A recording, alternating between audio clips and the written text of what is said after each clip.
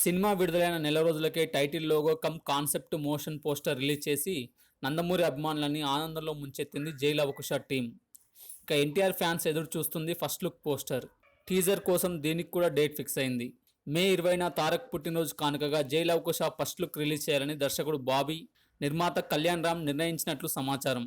NTR పుట్టినరోజుకు first టీజరే release చేద్దాం అనుకున్నా release ముందు అనుకున్నట్లు ఆగస్టులో కాకుండా సెప్టెంబర్కు వాయిదా పడ్డ నేపథ్యంలో మరీ ఇంత ముందుగా టీజర్ లాంచ్ చేయాల్సిన అవసరం లేదని భావించారట. టీజర్ అంటే మరీ హడావుడి అవుతుందని, షూటింగ్ షెడ్యూల్లకు కూడా బ్రేక్ పడుతుందని కూడా ఆలోచించి ఫస్ట్ లుక్ పోస్టర్తో సరిపెట్టాలని డిసైడ్ అయ్యారు. మే 20న ఎన్టీఆర్ పుట్టినరోజుకు ఖచ్చితంగా ఏదో ఒక కానుక ఉంటుందని అభిమానులు ఇప్పటికే వంచనతో ఉన్నారు.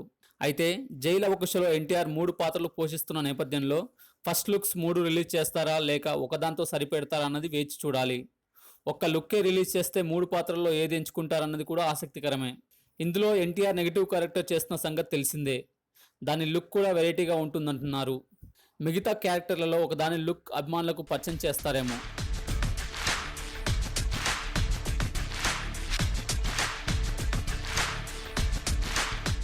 ఈ వీడియో గనక మీకు నచ్చినట్లయితే లైక్ చేయండి, కామెంట్ చేయండి, షేర్ చేయండి.